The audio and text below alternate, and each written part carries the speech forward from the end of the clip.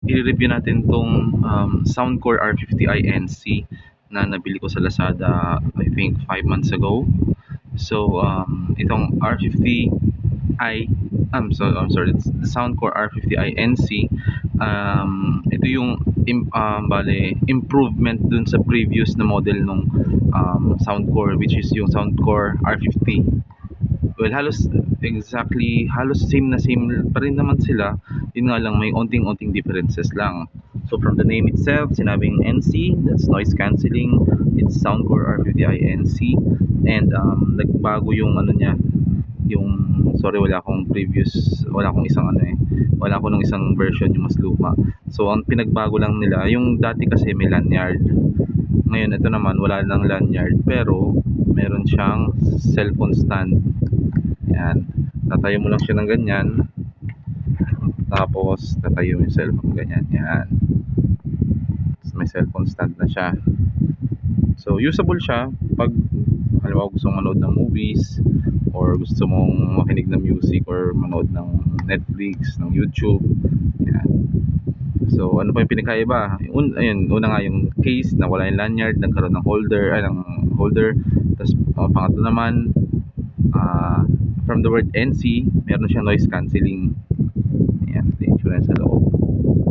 Ayan, ilaw natin. Ayan, ito yung itsura niya sa loob.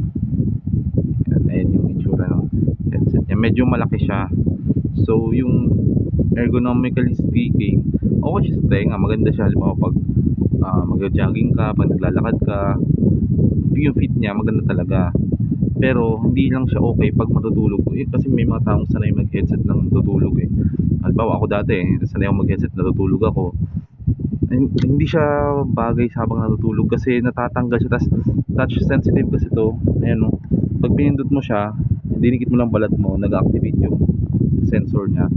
Pwedeng malipat yung kanta, pwedeng halimbawa nakikinig ng music, pwede namang mag-pause kasi napipindot siya kasi touch sensitive siya. Pwede, ano lang siya, pang upright position lang pag naglalakad, nag-jogging, o kaya may ginagawa ka sa bahay, o kaya nagko-commute, dun siya maganda gamitin. Unlike nung previous kong headset, which is itong Hilo GTS 2. Buksan natin. Ayan.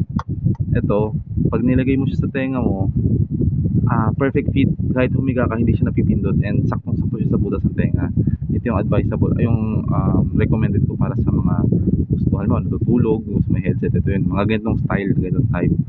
Ayan, balik natin siya. So, ayun. So, yung noise cancelling capabilities niya, kung i-rate ko, from 10 being the highest and 1 being the lowest. So, masasabi ko, tingin ko mga nasa ano to eh, nasa 6.5. 6.5 to 7. Kasi, na-filter out niya yung noise, pero hindi siya ganun ka-prominent. Mararamdaman mo natatahimik, pero yung mga white noises lang matatanggal niya. Kaya tunog ng electric fan yan, tulad yan, narinig tunog ng electric fan. Kaya niyang alisin yun. Tapos yung mga mahihinang tunog ng mga kunwari tatakbuhan sa labas, mga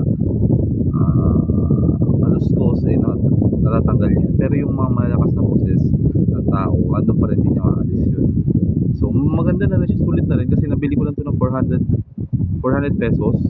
Tapos ang isa pang pinakagusto ko dito, ang lakas ng bass niya. Talagang dumadagundong, pero depende na rin sa equalizer. Pwede kang gumamit ng built-in equalizer nito. I-set mo lang dun sa app. Mag-download ko ng Soundcore app sa cellphone mo. Tapos pwede mong i-adjust dun. Pero mas okay kasi sa akin yung ang ginagamit ko kasing music player, power amp. Tapos doon ako nagtitimpla ng ng mga equalizer na yung gusto ko.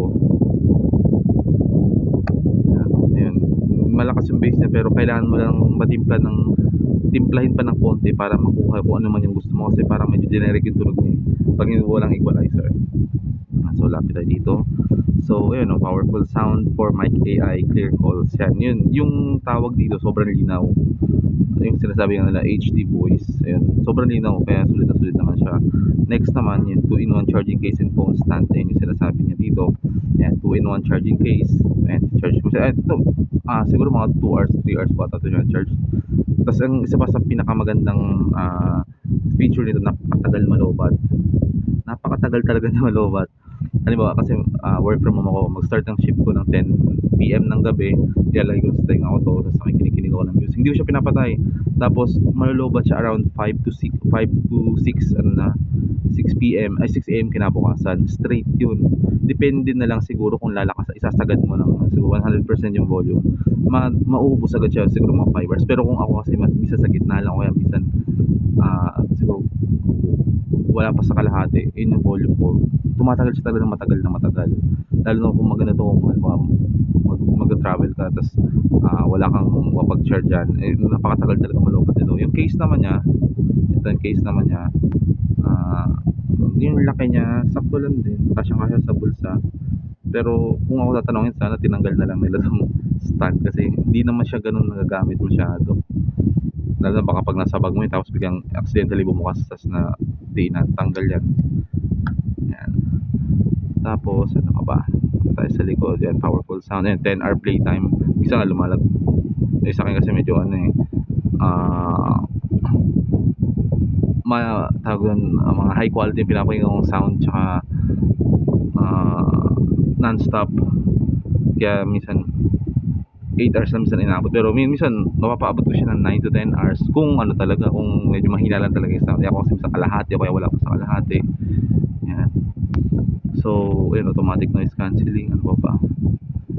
Yan. So meron siyang kasamang USB cable out of the box, pero maliit lang maikli. Nasira yun kasi nalimutan ko sa kung nalagay na tagal na upuan na putol.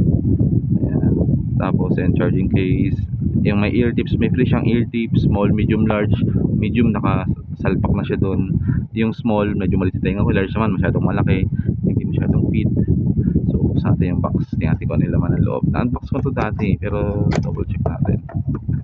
Sorry kasi isang kamay lang gumagana sa akin. Kailan buksan natin. Sorry. Ayan. So ito na yung loob niya.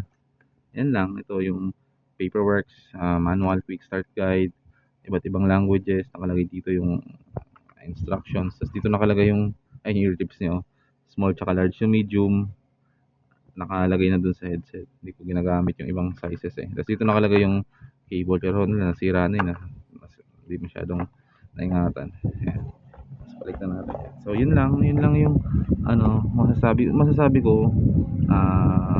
Conclusion, maganda siya.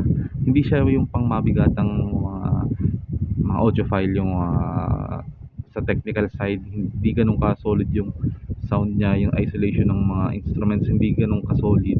Pero kung pang average user lang, panonood ng movies, pakikinig ng music habang naglalakad sa labas ng bahay, or nagko-commute, o kaya pakikinig ng podcast, or siguro pag ayaw mo lang ng medyo maingay, kung nagko-commute ka tapos nakasakay ka sa likod ng jeep, tapos yung hangin parang yung tenga mo, na bibingin tenga mo sa hangin, pwede mo siya ilagay, ma-filter out niya yung noise. Ayun, kung ganun lang. Pero kung yung halimbawa gustong gamitin sa heavy music usage, yung gusto mong mapakinggan isa-isa yung bawat instruments, hindi siya para sa ganun. Ano lang siya, medyo budget friendly na naman kasi, kaya ganun lang yung kaya. Pero ayun, so far 5 months ko na siyang ginagamit and hindi pa naman nababawasan yung battery life niya, yung capacity niya. Nasa-charge ko pa, matagal ko pa rin naman nagagamit yung isang charge. Para sa akin sulit na to. So yun, kung bibili kayo meron pa naman sa Lazada, pero sa ngayon ang date ngayon ay August 10. Ang price niya sa Lazada ay nasa 600 to 800 pesos. So kung balak niyo bumili, mag-antay na lang kayo ng konti and abangan niyo yung halimbawa yung sale, 8/8 sale, 9/9 sale, 10/10 sale, 11/11 sale. Tapos hanap kayo ng vouchers para mas makamura kayo. Yung iba, manabalita ako, nakuha to worth 300 pesos ayun. So yun lang, maraming salamat sa panonood, and kung may time kayo pwede nyo i-like, share, and subscribe ng channel ko. Kung may time lang naman kayo, kung wala, okay lang din. Salamat, bye bye.